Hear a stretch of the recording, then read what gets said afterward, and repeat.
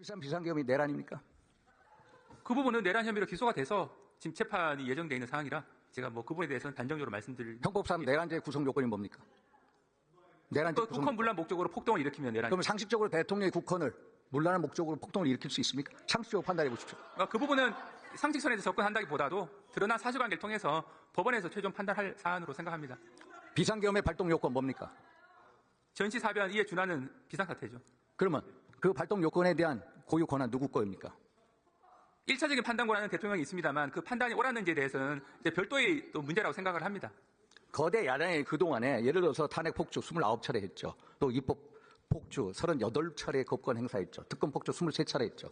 또 예산안 폭주 이런 게 결국 윤석열 정부의 기능을 마비시켜서 결국 12.3 비상계엄의 도화선이 됐다. 이런 주장 어떻게 생각하십니까? 공소장에 보게 되면 기본적으로 국정 상황의 인식에 대한 점으로 첫 번째 이제 그 중요 쟁점 법안에 대한 입법, 이른바 폭주라고 하는 사항, 그다음에 이제 탄핵, 그다음에 예산 삭감, 그 외에 이제 그 부정선거 의혹 한 4가지 정도에 대한 대통령이 문제의식을 가졌다라고 공소장에 기재가 된 것으로 알고 있습니다. 공수처가 내란죄에 대한 수사권이 있습니까?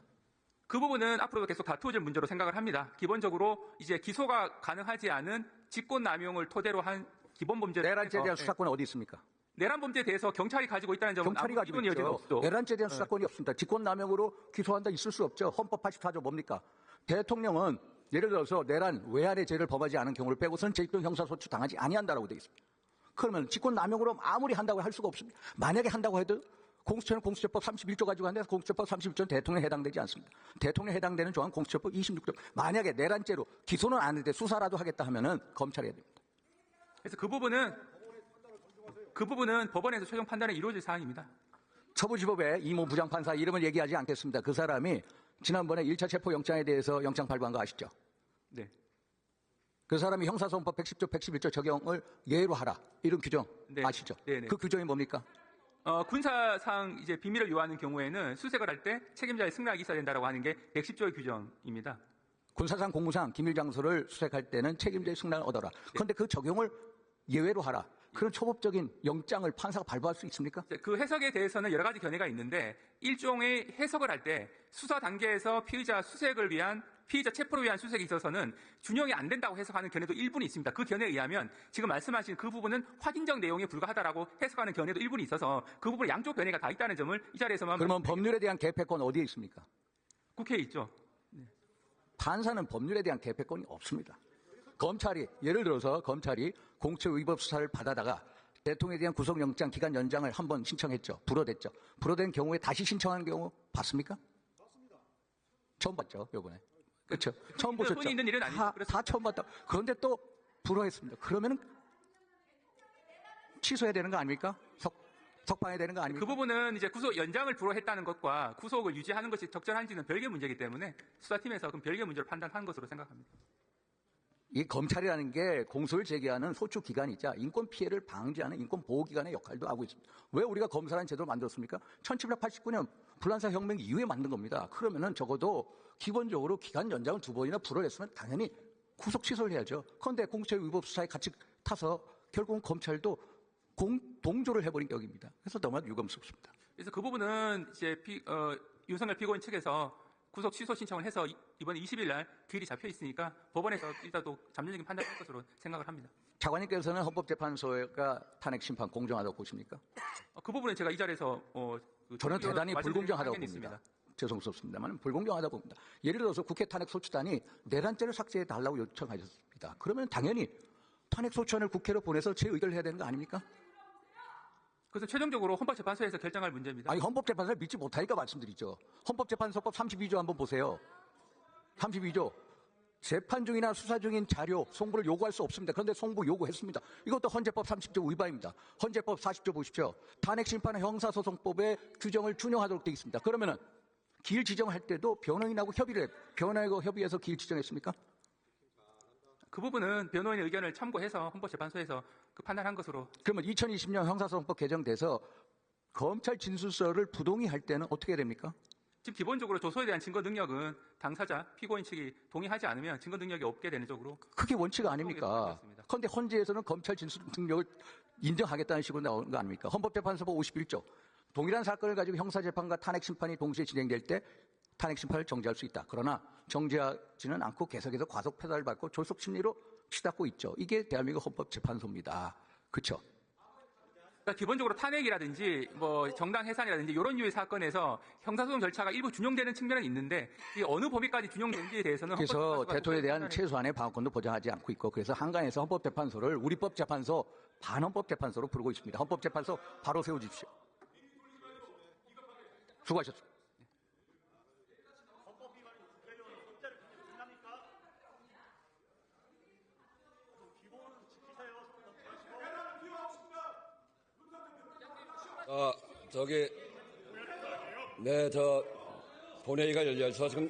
본회의가 열려서 지금 대정부 질의하고 있는데 듣기 거북하시더라도 듣는 게 예의입니다. 그래서 발언하는 도중에 그것에 대해서 평가하고 소리 지르고 하는 것은 하지 않았으면 좋겠습니다. 썩어가는 간이 주는 마지막 신호. 지방간. 가끔 상복부 통증이 느껴지시나요? 가만히 있어도 피로감이 몰려오시나요? 그렇다면 당신은 이미 지방간 말기입니다. 간은 80%가 손상될 때까지 아무런 증상이 없어 간 이식 단계까지 방치되기 쉽습니다. 그래서 지방간은 초기 관리가 핵심 골든타임이죠. 그때 필요한 건 바로 치커리 이눌린. 실제 중성지방과 유사한 돼지기름의 치커리 추출물로 실험한 결과 기름층이 빠르게 분해되고 배출되는 효과를 직접 확인할 수 있었습니다. 특히 치커리를 국내 최대 7,200mg 담아낸 시커트는 7일차엔 지방간 수치를 정상으로 돌아오게 하고 14일차엔 신생아간을 재탄생시키는 것으로 유명하죠.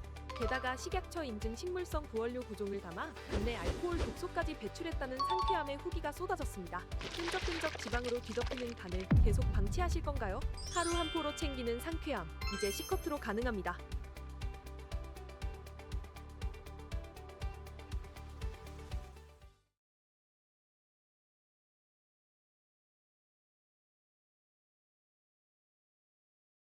외국인들 사이에서 없어서 못 쓴다는 아이백 패치, 찌르기만 하면 아이백이 싹 사라진다고 소문나서 한국 오면 무조건 사간다는 그 패치입니다. 연예인들도 겨우 구해서 쓰고 있을 정도로 지금 없어서 못 구하는 템이에요. 일반 화장품처럼 겉만 맴도는 게 아닙니다. 앰플 11병을 피부 속으로 한 번에 넣는다고 생각해보세요. 이 패치 한 장에 담긴 1100개의 미세 바늘이 붙이는 순간 피부 속까지 깊이 작용해서 탄력을 잃은 섬유를 복구하고 눈 밑 꺼짐과 주름을 확실히 개선해줘요. 한번 써보면 왜 완판됐는지 바로 이해될 거예요. 지금 설맞이 특별 할인 절찬 진행 중인데 게다가 미스트까지 추가 증정. 동안 얼굴로 새해를 시작하고 싶다면 지금이 기회입니다.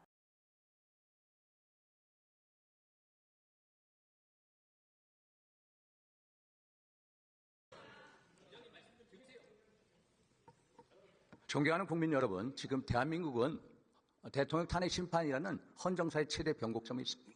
거대 야당은 12.3 비상계엄에 대해서 무조건 내란을 단정짓고 대통령을 내란 숙계로 단정하고 그리고 우리 국민의힘을 내란 공범으로 몰아붙였습니다. 그런데 상식적으로 한번 생각해 보십시오. 세상에 어느 나라 대통령이 국헌을 문란할 목적으로 그리고 나라를 망칠 목적으로 폭동을 일으킬 수 있겠습니까? 저도 물론 12.3 비상계엄에 동의할 수 없었습니다. 그러나 많은 헌법학자들하고 토론해 본 결과 헌법 77조의 비상계엄에 대한 발동 여건, 전시 사변 이에 준하는 국가 비상사태에 대한 해석 권한은 오로지 대통령이 있다는 사실을 알게 되었고 국가 비상사태에 대해서 저나 대통령이 느끼는 체감, 위기 지수가 너무나도 다를 수 있다는 걸 느꼈습니다. 그래서 대한민국 헌법학의 최고 태도인 허영 교수님께서 세계 헌정사를 보면 대통령의 과잉 국가 긴급한 행사에 대해서 내란죄로 처벌한 사례가 한 번도 없다라고 했고 중앙대학교 이노 교수는 비상계엄은 고도의 통치 행위로서 위헌적인 요소가 있더라도 처벌할 수 없다라고 얘기했습니다. 그런데 내란죄에 대한 수사권이 없는 공수처가 수사를 강행하고 그리고 서부지법이 영장 발부로 화답을 하고 또 검찰은 이게 득세해서 결국은 이게 기승해서 결국은 구속 영장의 기한을 2번 연장 2를 받았는데도 구속 기소를 했습니다. 헌재에 대해서 대한민국 국민들은 전혀 믿지를 못하고 있습니다. 헌법재판소 불공정 정치 편향성의 대명사가 되어버렸습니다. 한마디로 대한민국의 법치주의가 무너지고 있습니다. 이 세상을 오직 왼쪽 눈으로만 보는 사람들은 지난 주말 광화문 광장 그리고 동대구형 광장에 모인 사람들을 구구라고 폄훼합니다. 그 사람들 구구가 절대 아닙니다. 그 사람들은 거대 야당, 무자비한 무도한 거대 야당의 입법 폭주에 대항해서 대한민국의 법치주의를 지키고자 하는 애국 시민들이고 평범한 보통 사람들, 그 사람들의 충정을 폄훼하지 마십시오. 대통령의 탄핵 심판은 개인 윤석열을 심판하는 게 아니라 대통령 윤석열을 심판하는 것입니다. 사사로운 감정이 대한민국의 법치주의를 가로막아서는 안 됩니다. 대한민국의 탄핵 심판은 헌법과 법률에 의해서 공정하게 이루어져야. 그런데 대한민국의 법치와 공정이 무너지고 있습니다.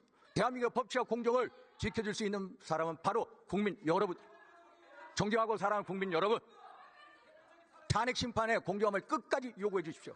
여러분들이 대한민국의 법치주의를 끝까지 지켜낼 수 있는 분들이, 여러분들이 이 나라의 진정한 주인으로서 거대 야당에 맞서서 대한민국의 입법 독재를 막아주십시오. 경청해 주셔서 감사합니다.